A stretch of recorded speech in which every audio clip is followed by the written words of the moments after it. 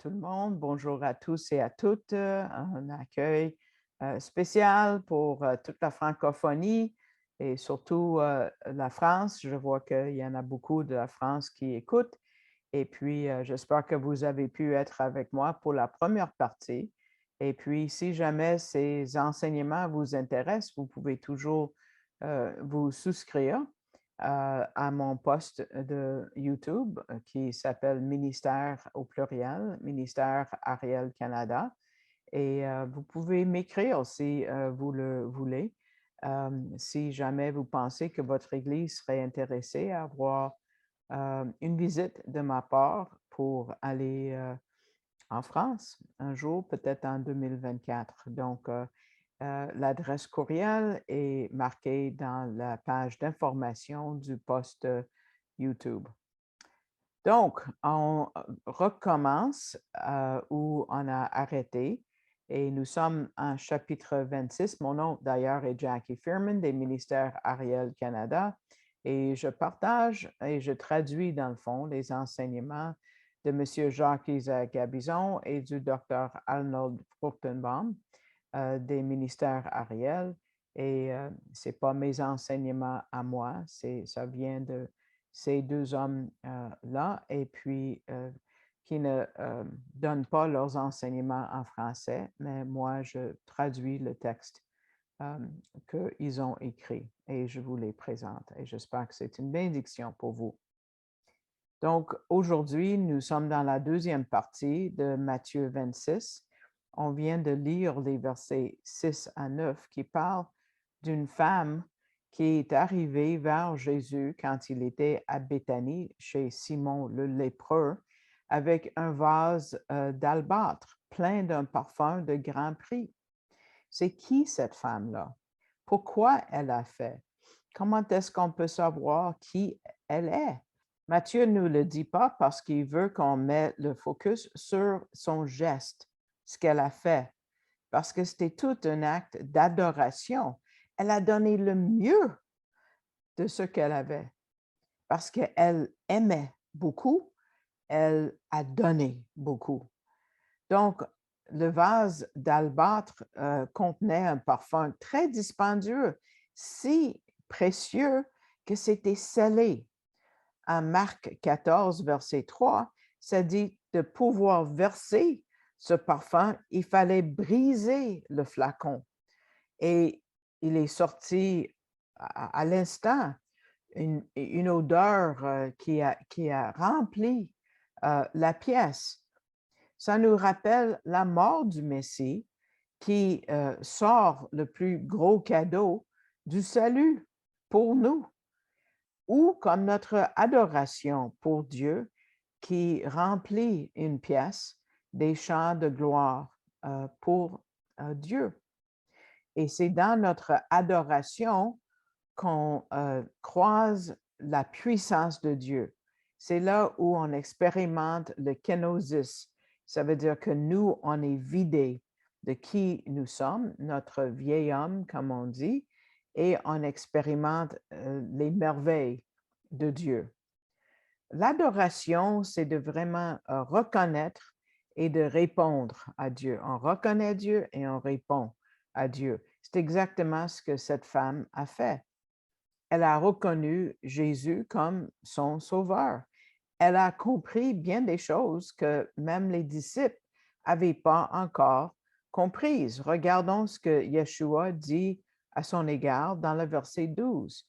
Ça dit, car cette femme, en répandant ce parfum sur mon corps, l'a fait pour ma sépulture. Sépulture. Est-ce qu'elle a compris que Jésus était pour mourir et a décidé de l'oindre comme on va oindre le corps d'un défunt? Comment est-ce qu'elle pouvait être tellement synchronisée avec Dieu pendant que les disciples étaient loin? Mais c'est sa part, sa contribution par rapport à la mort du Messie. C'est son adoration, une adoration qui reconnaît la magnificence de Dieu. C'était son moment sacré, mais qui n'est pas toujours compris par les autres. Pensez à quand David a amené l'Arche de l'Alliance à Jérusalem. Tout d'un coup, il s'est mis à danser devant tout le monde. Il ne pouvait pas contenir sa joie. Le verset en 2 Samuel 6, 14 dit, David dansait de toute sa force devant l'Éternel. Mais Michal, sa femme, elle observait d'une fenêtre et elle était gênée par tout ça. Et même, ça dit, elle le méprisa dans son cœur, le verset 16. Et comme nous voyons les disciples ici, Michal n'a pas respecté l'adoration de David. On peut penser à un autre exemple, à Anne ou Anna, la mère de Samuel, qui ne pouvait pas arrêter de parler, de prier Dieu à Shiloh, même s'il n'y avait pas de son qui sortait de sa bouche. Élie, le grand prêtre, pensait qu'elle était ivre. Et il l'a reprise parce qu'il ne voyait pas sa consécration à Dieu qui avait produit ses prières. Donc, les gens adorent des façons différentes et c'est tout beau. C'est tout beau pour Dieu. Les anges dans le ciel adorent Dieu tout le temps parce qu'eux, ils comprennent la grandeur du Seigneur. Le dernier verset de cette section, le verset 13, en parle long. Ça dit, je vous le dis en vérité, partout où cette bonne nouvelle sera prêchée, dans le monde entier, on racontera aussi en mémoire de cette femme ce qu'elle a fait. Comment est-ce qu'on peut se rappeler une femme dont on ne connaît pas le nom? Parce qu'on va se rappeler ce qu'elle a fait. On racontera aussi en mémoire de cette femme ce qu'elle a fait. Donc, c'est sa façon de contempler et sa gratitude pour les choses que Dieu était au point de faire pour elle. Donc, on voit, c'est la même chose pour nous quand nous adorons Dieu et on chante tout haut pour la grandeur de Dieu. Monsieur Gabizon a trouvé une histoire, une illustration très touchante qui parle de l'adoration de Dieu et comment ça peut être bon ou comment ça peut nous bénéficier. Il y avait un petit garçon et je l'ai cherché sur l'Internet. C'est une histoire qui est vraie. Vous pouvez même le chercher vous-même, quoique je n'ai pas remarqué que c'était traduit en français. Il y avait un garçonnet de 10 ans qui a été séquestré, il a été kidnappé. Et puis, qu'est-ce qui l'a sauvé? Un chant gospel, un chant chrétien. Au mois d'avril 2014, Willie Myrick, et je vais l'appeler au cas où vous voulez le chercher vous-même sur YouTube ou l'Internet, vous pouvez même l'écouter chanter. Myrick, c'est M-Y-R-I-C-K. Et d'autres récits disent qu'il avait 9 ans, donc je ne sais pas. Mais il venait de la ville d'Atlanta, en Georgie. Il était dans sa cour de chez lui, en avant, et il s'est penché pour chercher, il avait vu de l'argent dans l'herbe et quelqu'un l'a pris et l'a garoché, l'a envoyé dans une auto et il est parti avec Willie. Et la seule défense que Willie avait, c'est d'appeler à Dieu, n'est-ce pas? Et il a commencé à chanter un chant, évidemment, le garçon parle anglais, qui s'appelle Toute louange, ou en anglais, c'est Every Praise. Et Myrick a dit que celui qui l'avait kidnappé jurait et sacrait sans cesse. Il a dit de la fermer, mais lui, il a refusé de se taire. Et il a chanté son chant pendant 3 heures de temps, jusqu'à ce que l'homme l'a laissé partir, il l'a forcé à partir, il ne pouvait plus écouter ses mots. Évidemment, il n'y avait pas de moyen peut-être pour fermer la bouche du garçon, heureusement. Mais quels sont les mots de ce chant qu'il chantait pendant 3 heures de temps sans cesse. Je vais les dire en anglais et ensuite je vais traduire en français. God my Savior, God my healer, God my deliverer, yes he is, yes he is. Donc en français, c'est Dieu mon sauveur, Dieu mon guérisseur, Dieu mon délivreur. Oui, c'est lui. Oui, c'est lui. Il a répété ça pendant 3 heures de temps. Vous voyez, les non-croyants ne peuvent pas supporter l'adoration. Même ses parents étaient des non-croyants. Donc, c'est sa marraine qui prenait soin de lui chez elle. Et après, il a dit, je suis juste un petit gars ordinaire qui adore un Dieu extraordinaire. Donc, vous pouvez l'écouter, Willie, W-I-L-L-I-E, Myrick, M-Y-R-I-C-K, chanter sur YouTube. Mais toute cette scène de Matthieu 26 avec l'adoration de la femme, ça ne passait pas inaperçu par Judas Iscariote, qui était le trésorier et selon Jean 12, n'avait pas de souci pour les pauvres, mais lui, il se souciait quoi? De l'argent. Hein? Et lui, il a peut-être eu une influence sur les 11 autres disciples. Donc, comme celui qui a séquestré Willie, il ne pouvait pas endurer la scène. Lisons ensemble le verset 8 à 11. Les disciples, voyant cela, s'indignèrent et dirent, « À quoi bon cette perte? On aurait pu vendre ce parfum très cher et en donner le prix aux pauvres. » Cette partie-là, on l'a déjà lue. Jésus, s'en étant aperçu, leur dit, « Pourquoi faites-vous de la peine à cette femme? Elle a fait une bonne action à mon égard, car vous avez toujours des pauvres avec vous, mais vous ne m'avez pas toujours. » Les disciples ont vu cet acte d'adoration par la femme comme un gaspillage et y ont donné ce qu'ils pensaient être une bonne raison. On aurait pu vendre ce parfum très cher et en donner le prix aux pauvres. Mais ça a démontré leur manque de foi. Est-ce qu'ils ont oublié que les pauvres ont une place spéciale au cœur de Dieu? Que Jésus est venu annoncer l'Évangile aux pauvres? Je ne lis pas le verset au complet, mais vous voyez en Luc 22, Jésus est venu annoncer l'Évangile aux pauvres. Pourquoi il faut mettre les pauvres en compétition avec cette femme qui oint Jésus? Jésus n'a pas arrêté la femme, Jésus n'a pas critiqué la femme. Est-ce qu'ils ont oublié quand Jésus a nourri les 5 000 ou les 4 000 ou l'argent Pierre a trouvé dans la bouche d'un poisson? C'est Jésus qui pourvoit. Donc lui, il prend la défense de cette femme et il dit quelque chose une grande portée en verset 11 quand il dit vous aurez toujours des pauvres avec vous, mais vous ne m'avez pas toujours. Et ça va beaucoup plus que juste l'aspect du temps.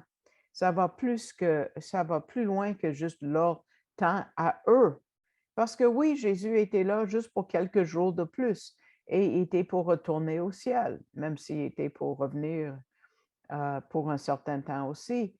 Mais ces paroles restent dans le temps présent, le temps de verbe présent, pour beaucoup de situations. Quand il dit « vous ne m'avez pas toujours », mais il était présent avec eux physiquement, mais il n'était pas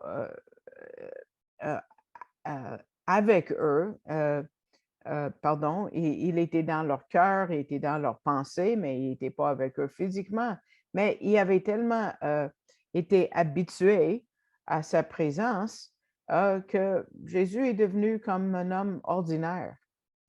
Vous ne m'avez pas toujours, peut-être ça nous parle, parce que des fois, on oublie qui il est quand on est parmi d'autres croyants ou quand on est à l'église et même quand on chante à Dieu. Quand il a dit à l'église d'Éphèse, vous avez oublié votre premier amour, même si c'était une église.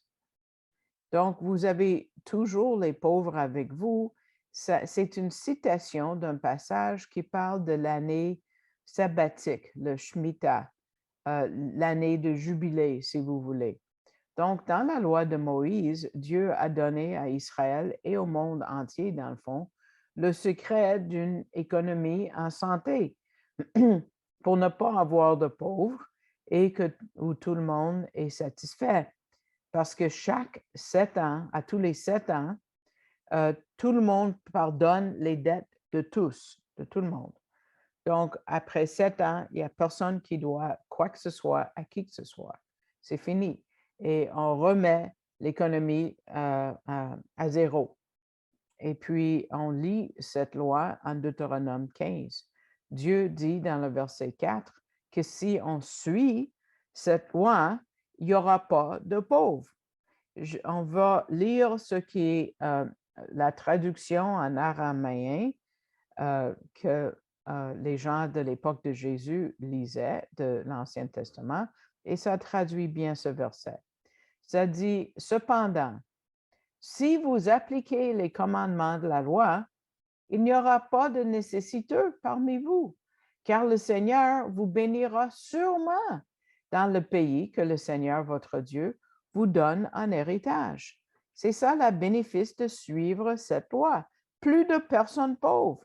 Mais Dieu savait qu'il n'était pas pour obéir à ce point-là. Donc, on va lire ce que le Targum traduit du verset 7. Mais si vous n'appliquez pas la loi, il y aura toujours parmi vous une personne pauvre. Donc, ça, c'est le passage que Jésus leur a dit. Pas parce qu'ils n'ont pas vu la loi, ils n'ont pas vu ce qui était plus grand que la loi. C'était la parole faite chair devant leurs yeux. Il était pour accomplir la plus grande année de jubilé dans toute l'histoire, la délivrance de chaque âme. Mais ils ne pouvaient pas voir. Ils n'ont pas pu voir l'adoration de cette femme qui avait compris cette délivrance qui était pour venir. Donc, c'est eux qui se sont devenus pauvres. On peut bien comprendre l'idée en disant, en changeant les mots un petit peu de ce que je viens de vous lire. Vous allez toujours être pauvre si vous ne vous rendez pas compte que je suis avec vous. C'est lui qui pourvoit. C'est lui, Jéhovah Jireh. C'est lui qui pourvoit pour nous. Et c'est ça la clé au bonheur et la clé d'une vie fructueuse, que nous sachions toujours que Jésus est avec nous. M. Gabizon a trouvé une autre illustration de Charles Spurgeon qui a raconté une histoire lui-même. Il a dit qu'il visitait un homme qui était en anglais, on appelle ça the poor house, c'est la maison des pauvres, ceux qui sont dans la destitution, ceux qui n'ont plus rien du tout, comme un genre de hébergement pour les sans-abri, si vous voulez. Et son attention était attirée vers un document qui était affiché sur le mur, encadré, et il lui a posé une question par rapport à ça. Et elle a dit que des années auparavant, elle avait pris soin d'un vieil homme, et puis avant de mourir, il avait écrit ce document, ce petit mot de remerciement, et il a signé en bas. Et il est mort pas longtemps après. Mais ce monsieur-là a dit, ça a l'air plus d'être un testament que juste un mot de remerciement. Donc, après longtemps, Charles Spurgeon, c'est lui qui a raconté l'histoire, c'est une histoire vraie, il a convaincu la femme de laisser emprunter le papier. Et il l'a amené à la banque. Et à la banque, ils ont dit, ça fait longtemps qu'on se pose la question, à qui ce vieux gars a laissé tout son argent? Elle était riche, cette femme qui vivait dans la maison des pauvres, mais elle ne le savait pas. Elle vivait comme une mendiante. Beaucoup parmi nous, on peut suspendre, on peut accrocher notre salut sur le mur, mais ce n'est pas comme ça qu'on doit agir. Nous aussi, on doit encaisser les bénéfices. Ce n'est pas nécessaire d'attendre que nous soyons au ciel. On peut commencer à encaisser les bénéfices maintenant. Quand ça parle en Éphésiens 3:8 des richesses insondables du Christ, le mot insondable veut dire que tu ne peux pas les compter. Tu ne peux jamais réduire à zéro toutes ces richesses spirituelles. Je ne parle pas de l'évangile de prospérité, là. Ça, c'est autre chose complètement. Au contraire, ce qu'on dit, c'est que vous êtes riche, quelle que soit la quantité d'argent que vous possédez. Parce que les richesses ne sont pas mesurées selon ce que vous avez en banque ou par ce que vous devez à la banque, mais par la réalisation que vous vous rendez compte de la puissance qui vous habite, la puissance du Saint-Esprit, le Roi HaKodesh, qui nous donne une pleine satisfaction et le bonheur. Suivant cette section, on est amené à un événement qui arrive après le repas pascal.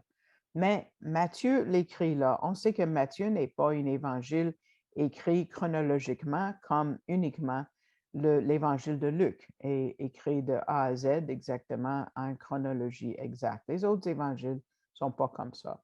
Mais ici, Matthieu nous amène cet événement parce que c'est le bon moment dans le contexte.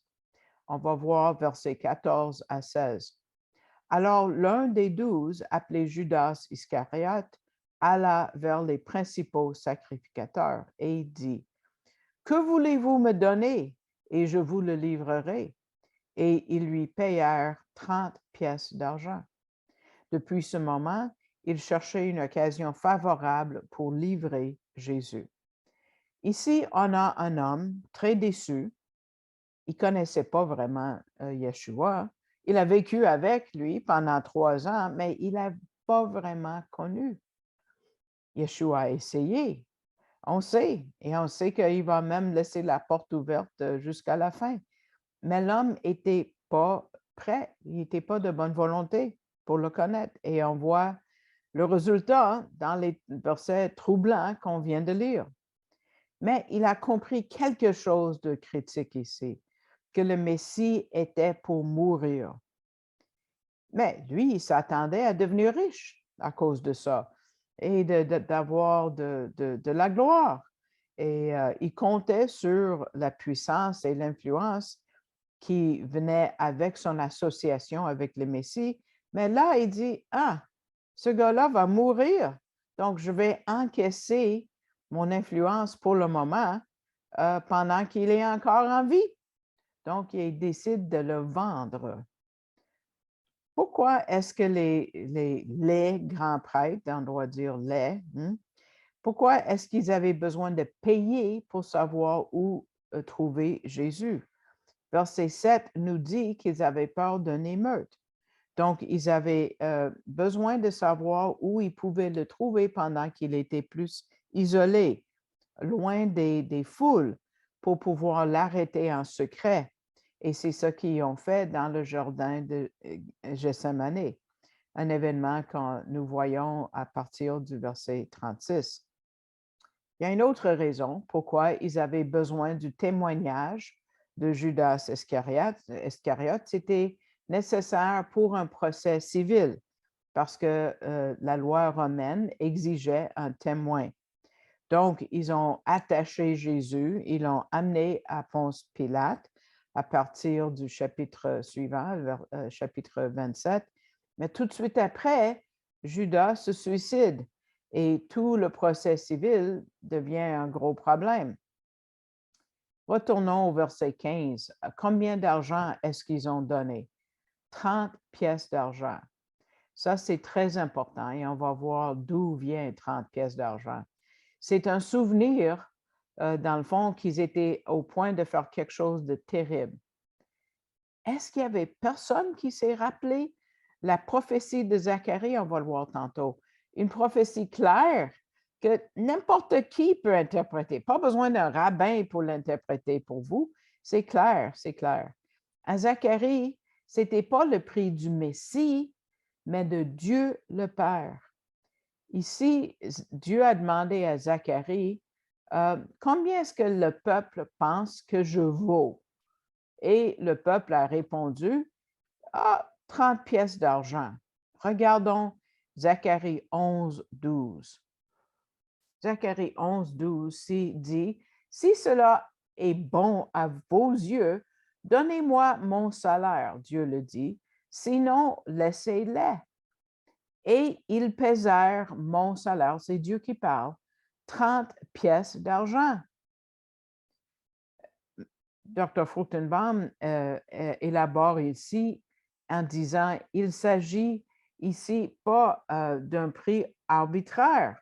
Selon Exode 21, 32, si un bœuf frappe l'esclave d'un voisin et le tue, le propriétaire doit payer 30 pièces d'argent au voisin, prix auquel on évaluait un esclave mort.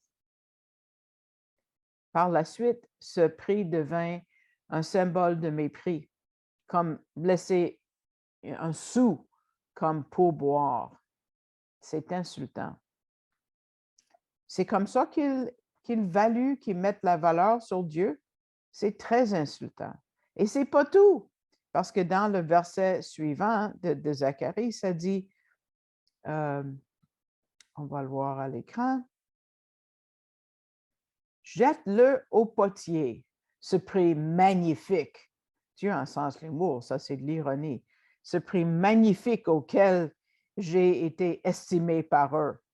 Et je pris les 30 pièces d'argent et je les jetai au potier dans la maison de l'Éternel.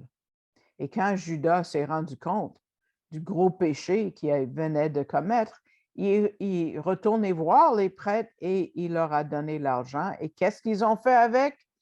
Chapitre 27, verset 7, ça dit, « Et après en avoir délibéré, ils achetèrent avec cet argent le champ du potier pour la sépulture des étrangers. » Est-ce que personne n'était au courant de ces prophéties à Zacharie pour les avertir de ce grand tort qu'ils commettaient? Ces trois petits versets, versets 14 à 16, c'est une introduction à cette énigme qui est Judas Iscariote. Vous vous rappelez, en Matthieu 13, on a appris pour la première fois sur le blé et l'ivraie. Et on se rappelle qu'il y a des avertissements par rapport à l'ivraie. Mais quand vous voyez les actes de cet homme, là, on sait que c'est lui, il fait partie de l'ivraie. Mais comment est-ce que c'était possible de rester avec le Messie pendant 3 ans et encore le nier? Il y a certains groupes dans l'histoire de l'Église qui ne pouvaient pas comprendre non plus et ils sont allés loin avec cette idée-là. Vous voyez, M. Gabizon a trouvé un article écrit en janvier 2006 qui s'appelle « Judas le mal compris ». Hein? Et cet article dit que le Vatican allait de l'avant pour exonérer le nom de Judas parce qu'il était mal compris. Il y avait une campagne commencée par le gars qui s'appelle Walter Brandmüller, qui était chef de ce comité pour la science historique. Et puis, il a travaillé avec un athée séculier qui s'appelait Vittorio Messori. Monsieur Messori a dit « La réhabilitation de Judas résoudra le problème d'un manque de miséricorde par Jésus vers un de ses collaborateurs les plus proches. » Imaginez, dire que Jésus manquait de compassion, qu'il manquait de miséricorde. Quelle horreur! On a du mal à le croire.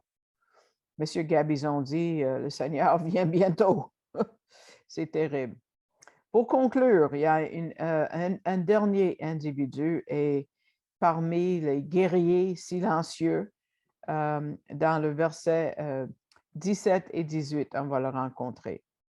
Le premier jour des pains sans levain, les disciples s'adressèrent à Jésus pour lui dire, « Où veux-tu que nous te préparions le repas de la Pâque? » Il répondit, « Allez à la ville chez un tel, pas son nom, et vous lui direz, le maître dit, mon temps est proche. Je ferai chez toi la Pâque avec mes disciples. » Donc, Jésus était au point d'avoir son dernier repas pascal et il instruit ses disciples d'aller rencontrer un gars. Mais c'est qui? C'est qui? Comment est-ce qu'il connaissait le Messie? Comment est-ce qu'il comprenait ce que le Messie a dit? Mon temps est proche. Qu'est-ce que ça veut dire pour cet homme, mon temps est proche? Tout comme la femme avec le flacon de parfum. On ne sait pas c'est qui ils sont, mais ce sont des serviteurs de Dieu importants.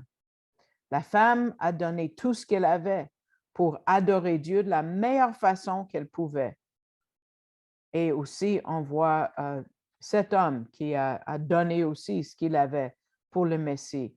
Quelles belles illustrations des croyants pour nous. Ce sont des serviteurs qui adorent. Donc, ces deux petites histoires courtes de ces deux individus peut-être ont été insérées dans cette partie des Écritures pour encourager les 11 disciples une fois qu'ils se sont rendus compte que ceux qu'ils connaissaient depuis si longtemps, et il y avait un qui était traître. Et la connaissance de ces deux individus sans nom aurait encouragé les 11 en sachant qu'il y en a qui vont quitter, mais il y a d'autres personnes que nous ne connaissons pas qui travaillent fort en arrière-plan.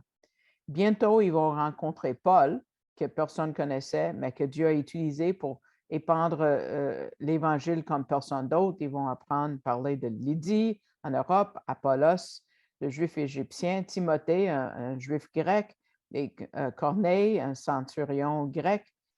Donc, il y a des histoires à venir, n'est-ce pas?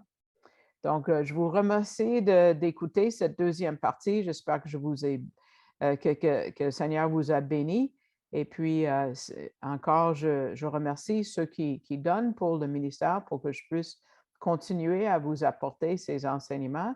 Et si le Seigneur vous met à cœur de soutenir ce ministère, je voudrais vous diriger vers la page web arielcanada.ca et vous allez voir une place pour donner avec le drapeau français et comment vous pouvez faire un don à cet organisme. Ça va vous amener à cette autre page-là. Et puis, vous allez pouvoir sélectionner mon nom du menu que vous tirez vers le bas pour mon nom. Donc, je vous remercie tous et j'espère que ça a été une bénédiction. Et comme j'ai déjà dit, si vous aimez l'enseignement, vous pouvez vous souscrire au poste. Comme ça, vous allez avoir les nouvelles aussitôt qui sont sorties. Donc, à la prochaine fois. Au revoir.